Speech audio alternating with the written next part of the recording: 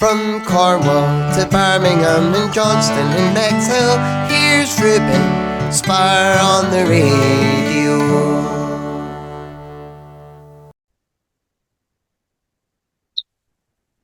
Hello to Lauren Safe Music. How are you today? Hi, I'm very well, thank you. How are you? I'm very well, thank you. Thank you for letting me chat to you today. So can you tell me, how long have you been a singer-songwriter for? Oh, well, good question. I've been, I guess, doing it for real for 3 or 4 years now. It really started for me. I've been a musician my whole life, but mainly an orchestral player and a teacher. And then when COVID hit, I was in a kind of really local folk trio at the time. And we played a lot of traditional folk songs, folk tunes.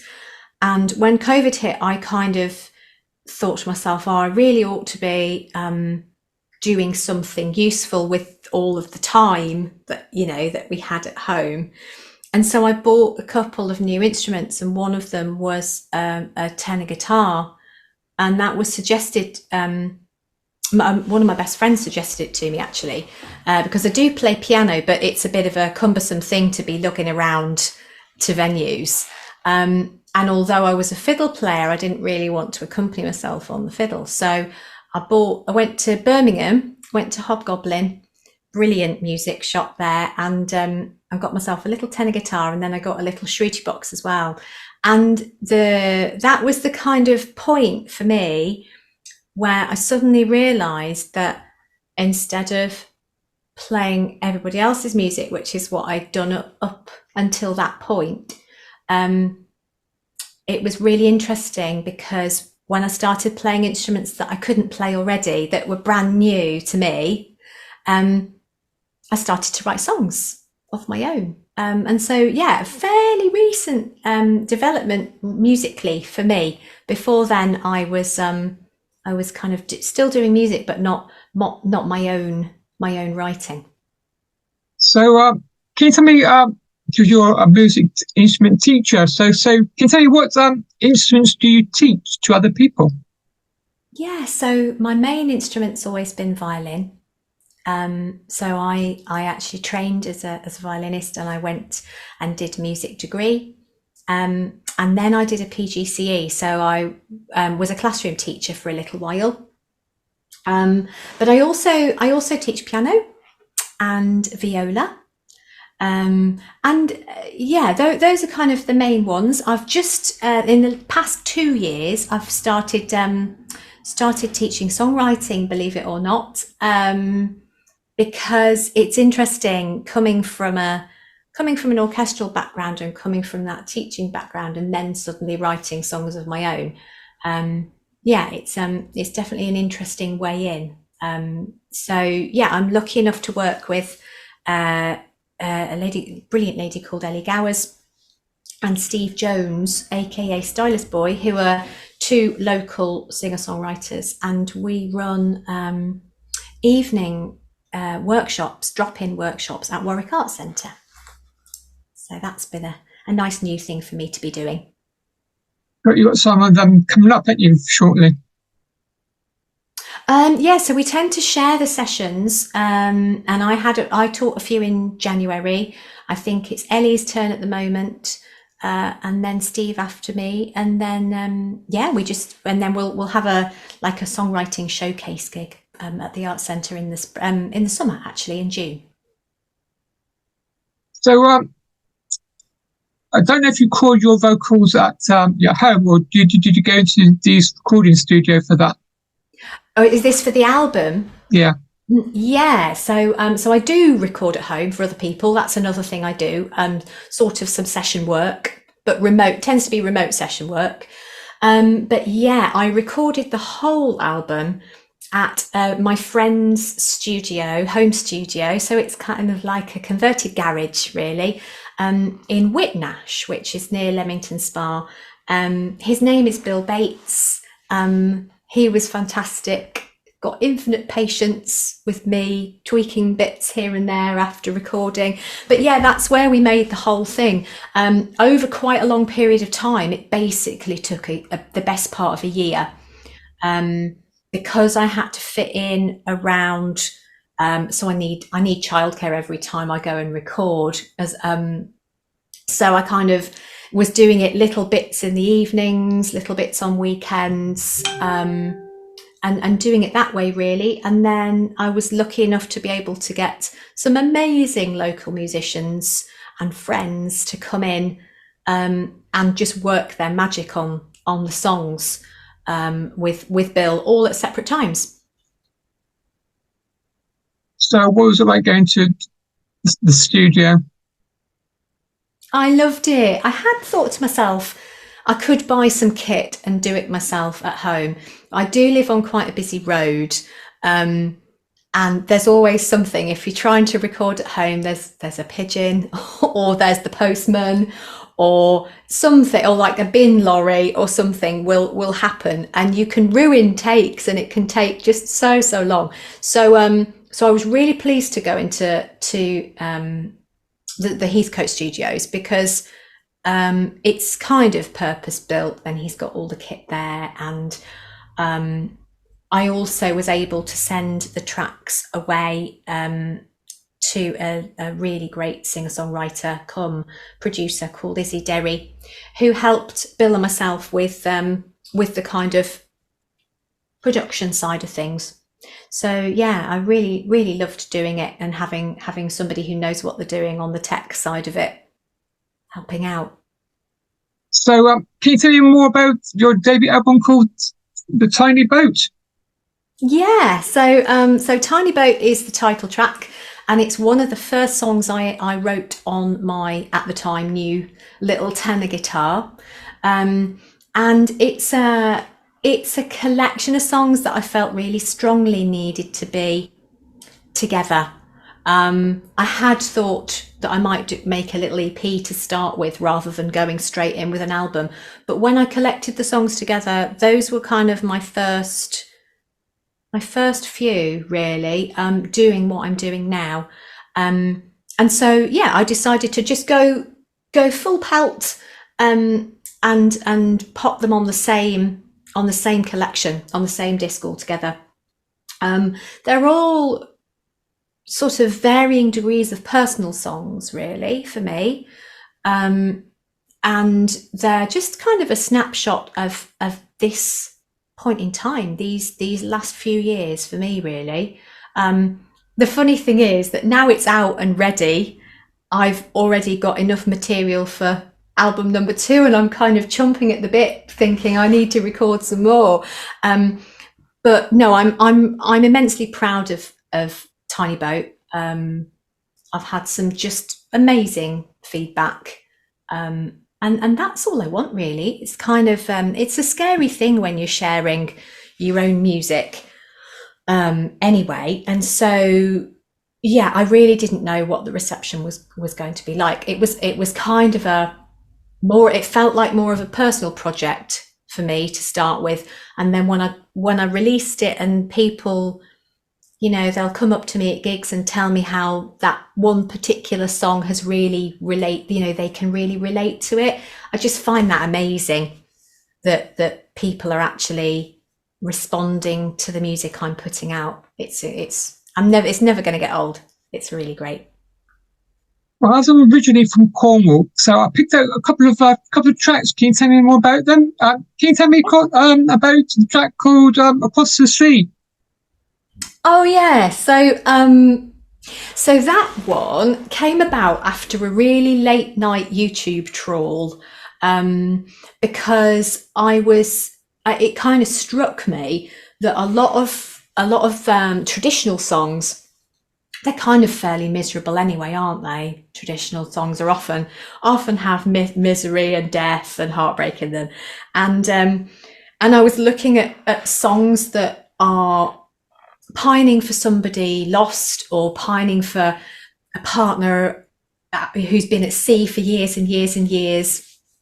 And I thought to myself, you know what, I want to write some songs with happy endings.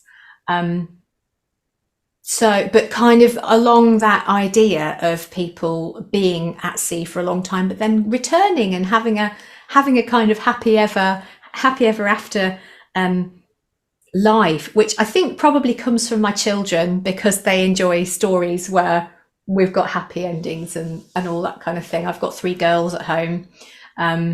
So yeah, Across the Sea is a love song. And yeah, it's been well received so far. I think people like a good bit of fairy tale, don't they? So, tell me more about Weather the Storm. So that's an interesting one. I was in just before lockdown. I was in a duo with a brilliant musician called Gary Painting, who lives in Northamptonshire way, and we had kind of not long got together as a duo. And I got a message one night saying, "Oh, I really want to try and write some stuff remotely together," which I thought was a brilliant idea. And he said, "Oh, I've got this idea for a song about weathering the storm."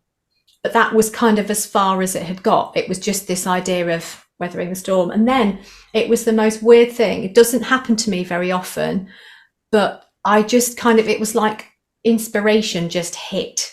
And I wrote the lyrics for it that evening, sat in my pajamas, as I think a lot of us did over lockdown.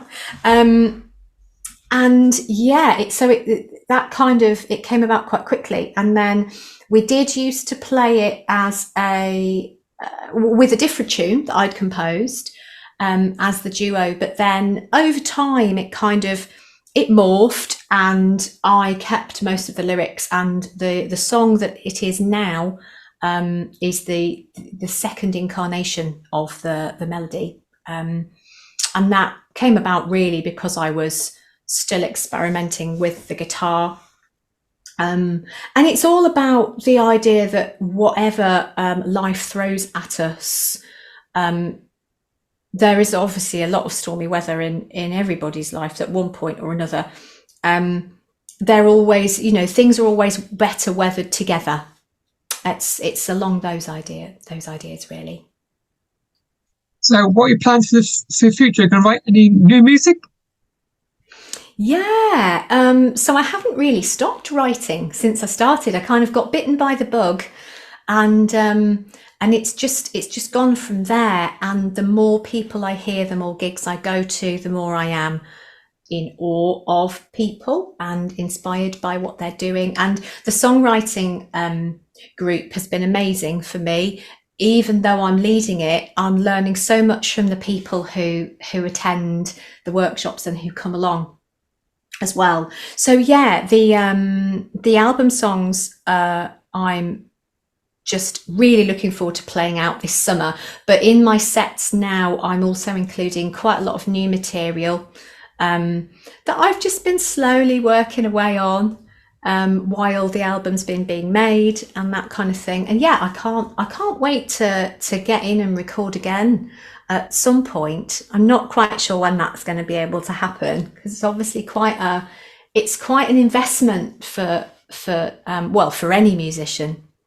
But it really is a big investment when you commit to a recording project of that size. I think probably in my mind I'm thinking along the lines of an EP next, with some more original material. And at some point I would love to make a traditional recording, because I do absolutely love it. I was brought up on traditional folk song, and I do still love playing them, but I am really enjoying playing the album out at the moment. So can you tell me what gigs you got coming up? So I know you've got quite a few coming up. Oh gosh, yes, but I'll need to look at my calendar. So I have got some launch dates coming up pretty soon. I've got a launch show at Temperance venue, which is in Leamington Spa, and that's in March. Unfortunately, that's already, well, it's great for me, it's already sold out. And then I've got another launch show. So those two shows are with the full band from the album. So there's me, there's my amazing duo partner, Keith Donnelly, on guitar. There's John Parker of Nizlopi fame on double bass. There's Ellie Gowers, a brilliant folk singer from just up the road in Warwick, on some of the harmony vocals. So I did half and half on that on the album. So Ellie's on some of the tracks, and it's me on the others. And Ben Haynes, a fantastic percussionist from locally. So those two gigs, the March date and April the 18th, is the other album launch show, and that's at the Albany Theatre in Coventry. So you're doing any more folk festivals? Yeah, I'm doing quite a few. I'm doing Chippenham Folk Festival. I think that might be the first one. And then in various guises. So some of the festivals I'll be there by myself. Some of them. So Moira Furnace is another one I'm doing solo. And then I think I'm solo and duo. I work with an amazing duo partner called Keith Donnelly. We are Donnelly and South. And I think we're going to Broadstairs and Warwick. I think I'll be solo at Warwick as well, and also Bromyard Folk Festival. Still waiting to hear back on a couple of others. But yeah, hopefully a nice busy summer for us. Festivals wise as well. Yeah. So can you tell me how's been independent artist for you? Sorry, say again. How's been independent artist for you? Who's been an independent artist? Yeah, how's it been? Has it been independent artist?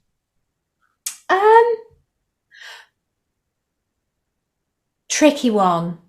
I think you've got to just absolutely love it, which I do.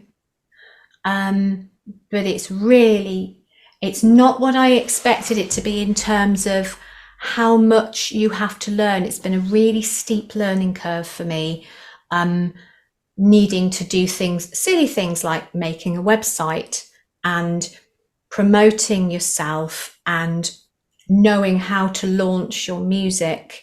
Because I really didn't have a clue. I've been so lucky that I know people who know what they're talking about when it comes to releasing stuff. I love the making music side of it and the writing side of it, and I love performing. But there's an awful lot of other stuff behind the scenes that you kind of don't realise that you're going to have to do at the same time. There's a lot of admin and general self-promotion, which I find quite difficult, actually. I don't like shouting about. I love shouting about other people. I'd rather shout about other people and gee them along. It feels a little bit strange doing it for your own music. But I do absolutely love it. It means that my job as a musician is really, really varied. I love composing and writing. I love performing. I love teaching. It's all, and I really love being on other people's projects as well. So it just means that my day to day, an average week is just never average, because I don't know what I'm going to be doing, which is fab. And finally, can you tell my listeners where can I find you on social media? Yeah, so I'm on Facebook. If you have a little search up for Lauren South Music, then I will be on there. That's my music page. And the same, Lauren South Music on Instagram as well. I do try and keep up with social media. I'm not the best at it, I have to say. Again, I think it's just when there are lots of other real life things going on, it's quite difficult to think, oh, I've got to post. But I have met some really brilliant people that I wouldn't have met otherwise through socials. So yeah, come and follow my page and see what I'm up to next. Thank you for letting me chat to you today. It's been brilliant to chat, Ruben. Thanks so much for all the promo and everything. And yeah, if you're around Coventry on April the 14th and you fancy looking in on the CV Folk event, which is the Tiny Boat album launch, then I'd love to see you there. Enjoy the rest of your day. You too. Thank you. Goodbye. Bye. Bye bye.